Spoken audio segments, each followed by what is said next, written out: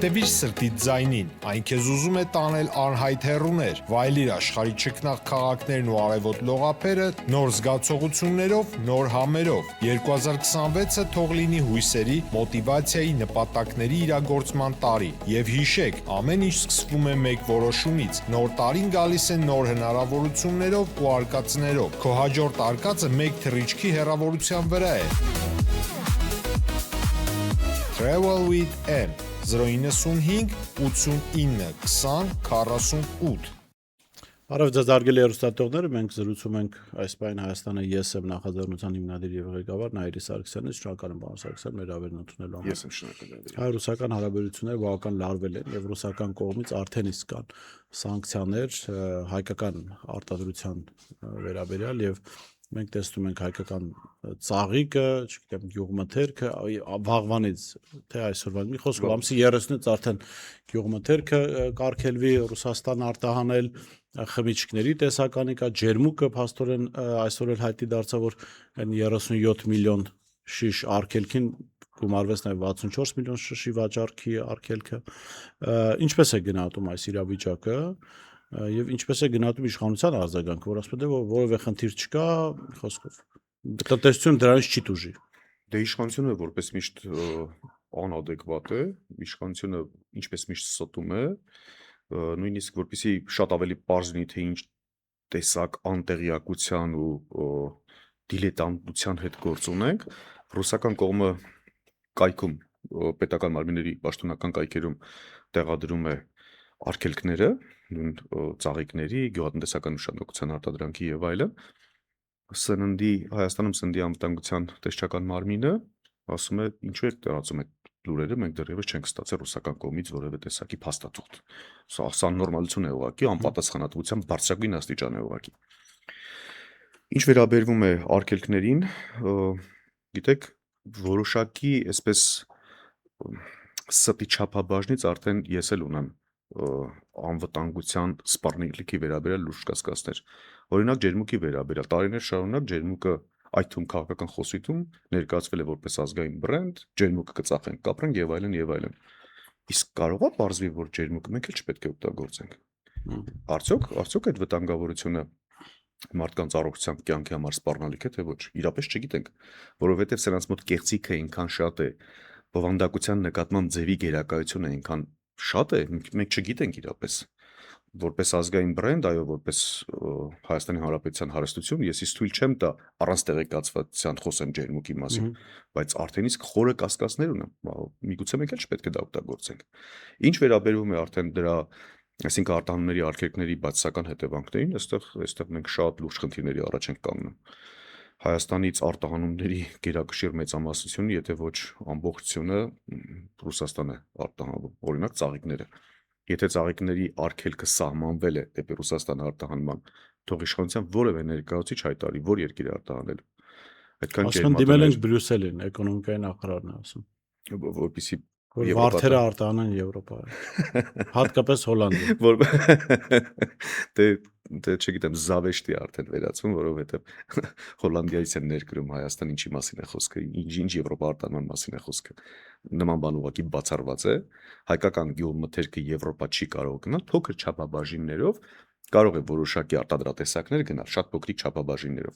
Եվրոպան ինքը ներքին շուկայում խնդիր ունի իր արտադրանքը սպառելու եւ այլ շուկաներ գրավելու։ Այո, այդ թվում արտահանման շուկաները այդպես ընդլայնելու, բայց Հայաստանից ուղղակի այնտեղ չի կարող գնել որևէ գյուղատնտեսական նշանակության արտադրանք։ Գիտեք, Ռուսաստանն էլ ունի այդ հնարավորությունը։ Օրինակ Կրասնոդարի մարզում ինքը շատ ավելի բերի հողեր ունի, շատ ավելի ընդարձակ ու շատ ավելի լայն հնարավորություններ, բայց այստեղ արդեն նրանց տնտեսական համագործակցությունը երկրների հետ, այդ թվում իր գեոպոլիտիկ ազդեցությունը տարածելու ունի որոշակի բանաձև։ Այդ բանաձևը նշանակում է դուք արտադրեք բերեք իմ շուկա վաճառեք։ Օրինակ արևմտյան երկրները Եվրոպան եւ Ամերիկան այդպես չեն վարվում։ Նրանք հակառակ գրանտներ են տրամադրում, վարկեր են տրամադրում, միևնույն ժամանակ արգելում են արտահանում իրենց երկրներ, որպեսզի կարողանան ներքին սպառում պահպանել։ Այսինքն հենց այս Ռուսաստանի այս տրամադրվածությունից ու բանաձևից եթե մենք ածանցում ենք, ամեն վայրիկյան Ռուսաստանը կարող է որոշում փոխել եւ ինքը սկսել արտադրել։ Քանի դա դեռ չի անում, մենք օգտվում ենք, բայց մենք պետք է գիտակցենք վտանգը, ռիսկերը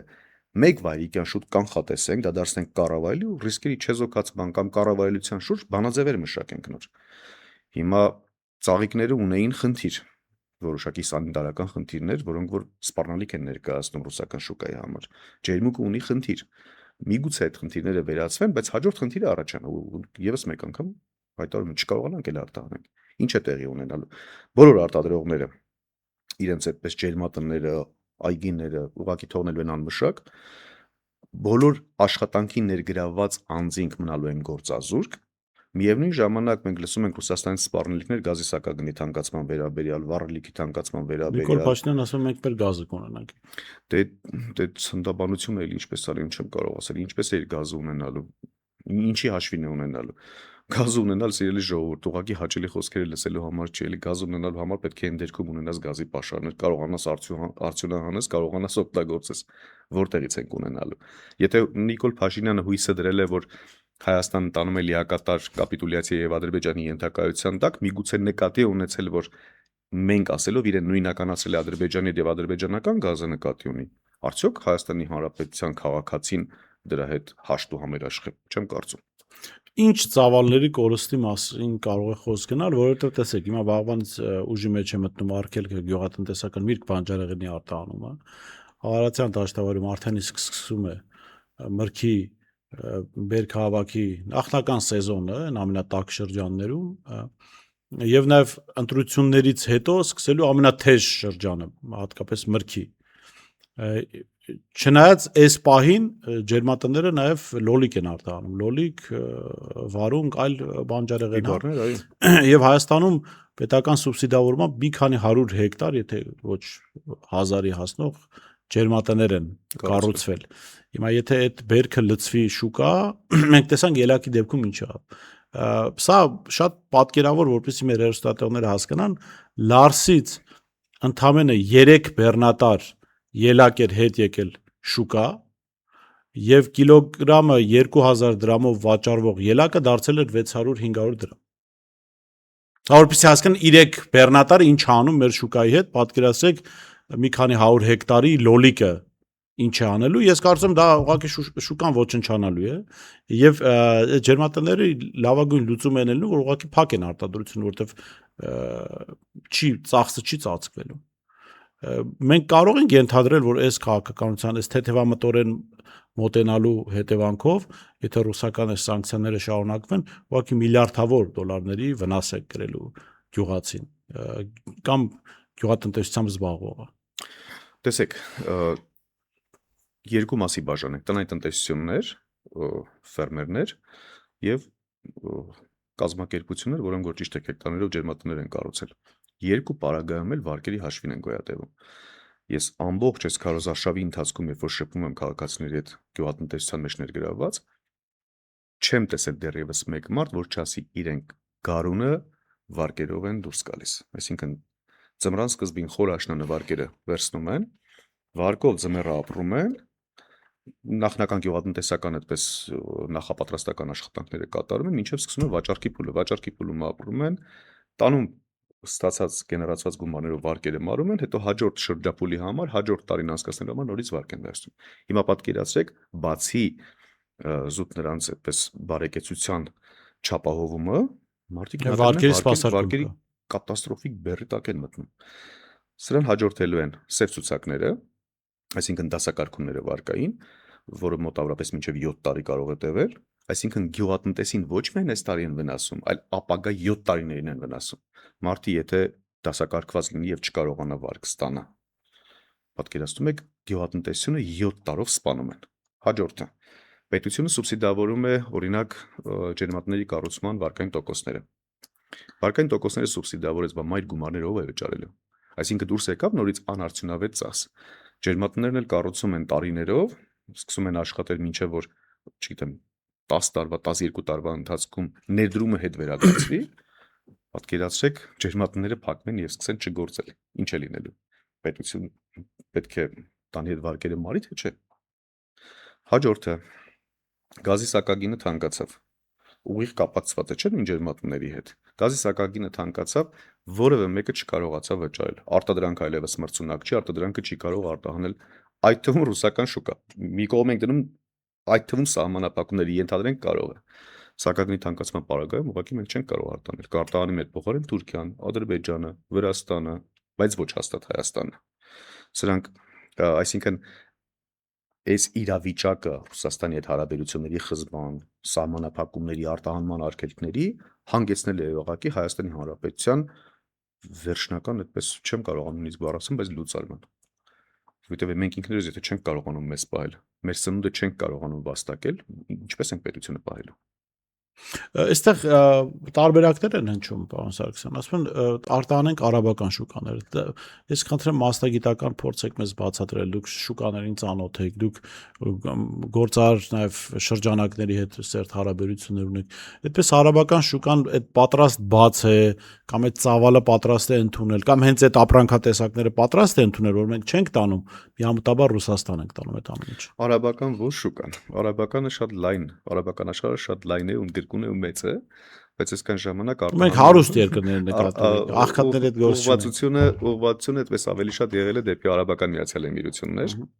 Շատ փոքր չափականակ ենք մշտապես արտահանել, ընդ որում արտահանման համար միայն սերտիֆիկացումները, բանակցությունները, որպեսզի կարողանան արտահանում իրականացնեն, տևում են 5-ից 7 տարի, դրանց մեծ մասը այդպես էլ արդյունքի չեն հասնում։ Մեր լավագույն բրենդների ջուրը, սովորական խմելու ջուրը եւ ոչ թե գազավորված ջերմուկ եւ այլն, շատ այսպես բարձր մակարդակի արտադրություններ, բավականին այդպես միջազգային սերտիֆիկացված եւ այլն որակյալ արտադրանքներ չեն կարողանում արաբական շուկա մուտք գործել։ Ուղղակի չեն կարողանում։ Գումարած օրինակ նույն արաբական Միացյալ Էմիրությունները սկսել է ջերմատների կառուցումները ու բավականին հաջողության է հասել։ Նույն լոլիկի պահանջարկ այդպես շատ չունի էլ։ Ինքը տեղում արտադրում է իր ներքին սպառման համար։ Հետևաբար շեշտադրումը անել խաղադրույքը կատարել արաբական շուկայի վրա կոնկրետ երկրի կտրվածքով, սա ուղղակի աննորմալություն է։ Չկա այդպիսի բան, չի կարող որևէ տեղ արտահանել։ Ուրիշ էսպես ձևակերպում անում։ Խոսում են դիվերսիֆիկացիան մասին, չէ՞։ 8 տարի է իշխանությանը խոսում են դիվերսիֆիկացման մասին, 8 տարի Ռուսաստանի շուկայից Հայաստանի Հանրապետության կախվածությունը ավելի են գծել։ Հարց եմ տալիս, որ երկիր են արտահանել։ Մի երկրի անուն թողան, որ դիվերսիֆիկացիա են ապահովել։ Այսինքն այն արտադրանքը, որը արտահանում է Ռուսաստանի Դաշնություն, մի հատ երկրի անուն տան, որ կարողացել են։ Իրենք էլ ձեզ ասում են, քաղաքական գործիչներին, տնտեսական գործիչներին, ասում են, տեսեք, երկաթգիծը բացվեց, Վրաստանով կարող եք գնալ Կարս, այդտեղից Թուրքիայի ճանապարհով, երկաթգծով Եվրոպա տարեք արտահանեք, ով է ձեզ բան ասել։ Երեք բառացիորեն հայտարարվեց, բոլոր 7 միլիարդ թանոց շուկան բաց է, Փաշինյանը հայտարարեց, մեր արտահանողների առաջ տարեք, արտահանեք, վաճառեք։ Ինչի եք մեղադրում կառավարությանը, երբ տեսեք 7 միլիարդ բնակչության շուկա է բաց, բաստորեն այս մարդիկ հասել են դրան։ Իսկ դուք ասում եք Ռուսաստանի 140-150 միլիոնանոց շուկայից կախվածության մեջ ենք։ Տեսեք, սովորական իրենց գործելավոճի մեջ են, այսինքն պատասխանատվությունից խուսափում են նորից։ Կառավարությունը փորձում է ժողովրդի մոտ այդպես կարծիք ձևավորել,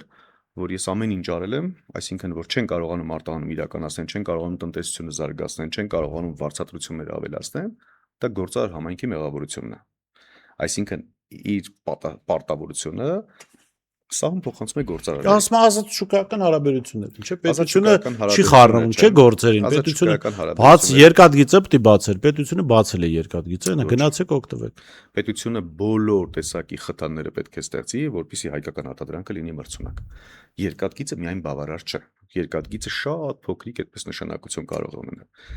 Ապրանքի արժեքը ձևավորվում է ձեռքբերման կամ աճեցման կամ արտադրման արժեք, դրա մեջ բավականին շատ կոմպոնենտներ են մտնում։ Աշխատավարձ, կոմունալ ծախսումներ,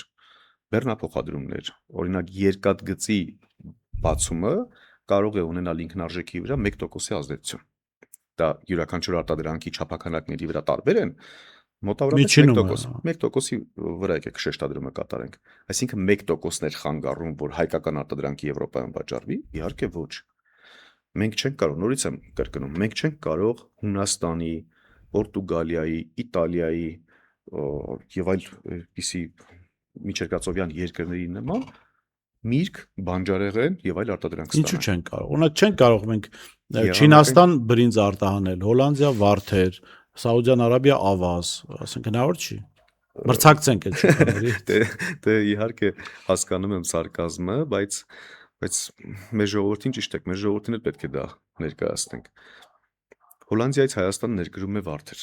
Հիմա Նիկոլ Փաշինյանը որ գալիս է ասում է կարտահանենք Եվրոպա, սա աննորմալություն է ուղղակի։ Հայաստանի գինիները մարդիկ շատ ավելի այդպես հակված են օգտագործել, օրինակ պորտուգալական գինիները, իտալական գինիները եւ այլն։ Մենք չենք կարող մրցակցել այդ շուկայում։ Օրինակ եվրոպացիները կոնյակի սիրահարներ չեն, բայց եթե նախընտրում են կոնյակը օգտագործել որպես խմիչքի տեսակ, հաստատ ֆրանսիականն են օգտագործում եւ ոչ թե հայկականն են օգտագործում։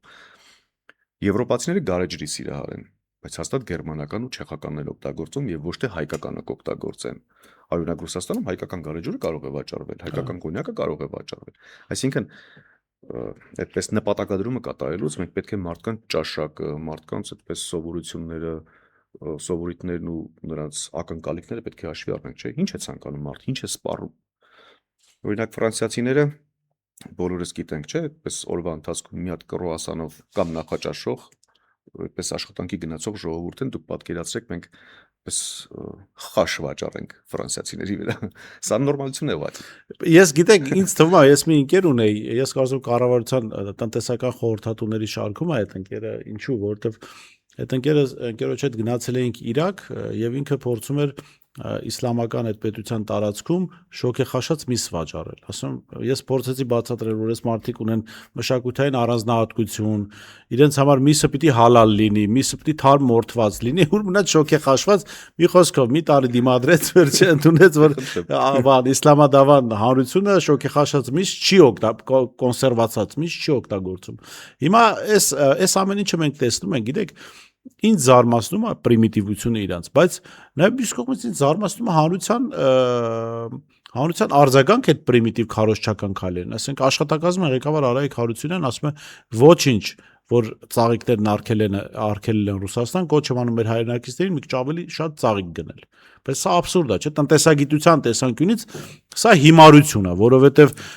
նախ Հայաստանը այդքան մեծ շուկա չի մեկ, եթե անգամ այդքան մեծ շուկա լիներ, չգիտեմ, մեզ պետքա տնտեսության համար դրսից փող բերել, ոչ թե այսպես ներսում ծաղիկը արտադրել, ծախել, չնայած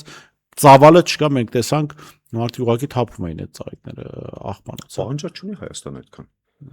Իրական պահանջարկ չունի այդքան։ Գիտեք, Հայաստանի տնտեսական կառուցվածքը չի կարող չլինել արտահանելի, որովհետև 3 միլիոնանոց շուկայում, որի 40% ըստ իրենց հրապարակած պաշտոնական վիճակագրության աղքատ է, այսինքն մարդը նույնիսկ չի կարողանում իր օրվա անհրաժեշտ սննդի չափաբաժինը ձեռք բերել։ Ինչ ծաղիկ գնելու մասին է խոսքը։ Այսինքն երբևէ չի լինում տնտեսական կառուցված տնտեսական դոկտրին գնել թասիբի հիման վրա։ Սա աննորմալություն է, նորից եմ գրում, աննորմալություն է սա։ Ցանկացած պարագայում նմանատիպ երկրների, ինչպիսին Հայաստանն է փոքր շուկա ունեցող, անմիջապես ինքը պետք է թիրախավորի շուկաները, կենտրոնանա արտահանման վրա եւ ներմուծմանը փոխարինող տեղական արտադրության զարգացման վրա։ Որ մեկն են կատարել։ Ամբողջ նախադրյալները ստեղծում է, որ Հայաստանում այն ինչ էլ արտադրվում է, ծաղիկը, գյուղատնտեսական այլ արտադրատեսակները, գյուղատնտեսական արտադրանքից ածանցվող մշակող արդյունաբերությունը, ամեն ինչ հենց հիմա կատարում է, որպեսզի Թուրքիայից եւ Ադրբեջանից ներկրում կատարի։ Տեսեք, եթե մեր ռուսական շուկան մեր համար փակվեց ամբողջությամբ, լոլիկ, վարունգ, բիբար, աճեցնողի մոտիվացիան, շահադրթումը ո՞րն է լինելու, որ այս մարդիկ արտադրեն։ Չի լինելու, որովհետև արտադրանքի պարագայում նույնիսկ վարկերի ծախսածածկումը ներքին շուկայի սպառումով չեն կարողանալու կատարեն։ Դե մտածելու են, ասեն դե լավ, այսքան չարչարվում եք, տարվա ընթացքում, չգիտեմ, 25 կիլոգրամ լոլիկ է հարկավոր, Թուրքիայից ներկրածով կառնենք։ Սա նորմալ ընտանեկան բյուջեի կառավարման մեխանիզմ է։ Այսինքն շատ ավելի էժան, շատ ավելի փոքր ծախսերով հասնել իրենց վերջնական նպատակին։ Նշանակեց, որ նման պարագայում գյուղատնտեսությունը Հայաստանում ուղղակի ոչնչացավ։ Այլևս ոչինչ չենք աճեցնում, ոչինչ չենք վերամշակում։ Սա նշանակեց, որ մենք ընկանք արդեն Թուրքիայից կախվածության տակ։ Այսինքն դիվերսիֆիկացիա, որ ասում են, սրանք ոչ թե անկախության համար են դիվերսիֆիկացիա ասում, այլ կախյալության համար են ասում։ Այսինքն Ռուսաստանից կախվածությունը նվազեցրեց Թուրքիայից կախվածության հաշվին, ավելացման հաշվին։ Երկրորդ, Ընդ որում, եթե Ռուսաստանից այստեղ կարևոր նյուանս կա, պարոն Սարգսյան, դուք ձեր խոսքում ասացիք մի փոքր բացենք, եթե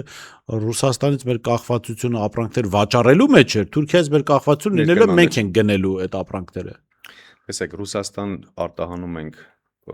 մեր արտադրանքի 70%-ից ավելին, այդպես գումարային։ Ռուսաստանից է Հայաստան փոխանցվող տրանսֆերտների 70%-ից ավելին, արտագն աշխատանքի մեկնողների կամ բարեկամների գումարների փոխանցման։ Ռուսաստանից է տուրիստական ներհոսքի մոտավորապես կեսը, տարբեր տարիներին 40-ից մինչև 50% է լինում։ Այսինքն պատկերացրեք, մենք անդադ Ռուսաստանից փող ենք բերում Հայաստան, արտահանման հաշվին, արտագն աշխատանքի հաշվին, туриզմի հաշվին։ Այդ փողը կարողանում ենք ծախսել Հայաստանում։ Հիմա Ռուսաստանի հետ հարաբերությունների սրումով, այսինքն կախյալության նվազման, վերացման շնորհիվ մենք հրաժարվում ենք ռուսական փողից, Թուրքիա պետքա փող ուղարկենք, որ ապրանք կա, որտեղից ենք այդ փող ուղարկելու։ Ախր Դե ասած, չէ, վարչապետի պաշտոնը զբաղեցնող ասաց Հայաստանում միլիարդավոր դոլարներ են գալու, երբ որ թրիփը կառուցենք։ Ինչև այդ պետքա մենք սպասել։ Եվս հերթական փուչիկը, իհարկե ես զարմացած եմ, թե ինչու են որոշ ուժեր կամ հանրային գործիչներ թրիփին գովաբանում, որովհետև դա աշխարհի մեծագույն փուչիկներից մեկն է։ Նախ թրիփը Հայաստանին չի կարող բերել այդպես փողեր, ընդամենը որոշակի ճանապարհներից օգտվելու վճարներ, եթե իհարկե շահագործվի։ Ես դեռևս մեծ թերավատություն եմ շահագործման վերաբերյալ, որովհետև այստեղ գոյություն են տարբեր տեսակի անվտանգային ռիսկեր, սպառնալիքներ, տարբեր երկրների շահեր եւ այլն եւ այլն։ Զուտ տնտեսական առումով 26% են ընդամենը թրիփի շահութաբերության Հայաստանին պատկանում։ 26%-ը նախ չգիտենք որքան է կազմում։ Դա կարող է կազմել Հայաստանի բյուջեի պայմանականորեն 0.2%-ը։ Մի հատ ինչ-որ փոքրիկ գումար։ Այդ 26%-ի որքան մասն է Հայաստանին գալուս, այլ է հարցական տակ, որովհետև Հայաստանի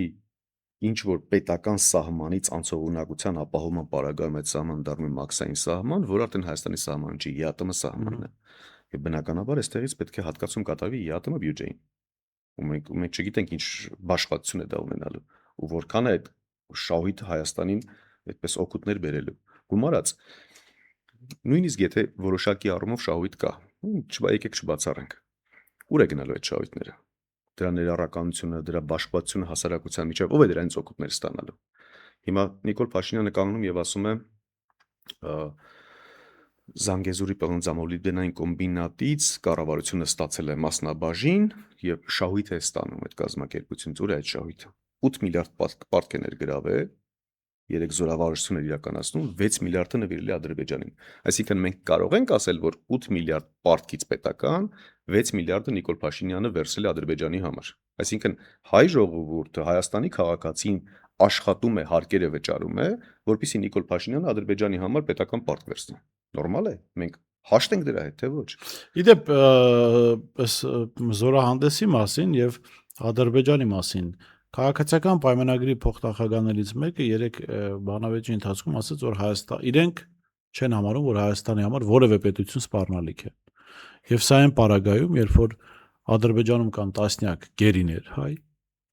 անկախ նրանից մենք նրանց սիրում ենք, չենք սիրում, իրենք լավ քաղաքական գործիչներ են, լավ են ծառայել, վատ, հա, եւ Հայաստանի կան օկուպացված տարածքներ Ադրբեջանի վերահսկողության ներքո։ Եթե այս կրիտերիաները չեն սպառնալիքի հիմք, որ մենք գնահատենք այդ պետություն սպառնալիք, ո՞նց են գնահատել, որ պետությունն է մեր համար սպառնալիք եւ ինչպես է գնահատում, ինչպես է վերաբերում այդ գնահատական, որ մենք որևէ սպառնալիք չունենք որպես պետություն։ Երևի թե հարցը ինձ շոկի ենթարկեց, երևի թե հետեւյալ կերպ իմ եւ ձեր պատկերացրած սպառնալիք եւ նրանց պատկերացրած սպառնալիքները տարբեր են, կարծում եմ, որովհետեւ իրենց համար ադրբեջանացում միգուցե երազանք է եղել։ Ադրբեջանի կողմից ղեկավարվելը միգուցե երազանք է եղել, ընդ որում հիշեցի Նիկոլ Փաշինյանի գրքից որոշակի հատվածներ, կարծես թե գրքի մեջ ինքը նկարագրում էր, որ երջանիկ կլինի այդպիսի հաղթած բանակի ենթակայության տակ ինքը լինել եւ այդ բանակի մասը լինել։ Բառը կա իհարկե օգտագործվող, որը եթերային չի, չենք իշտի Նիկոլ Փաշինյանի մակարդակին։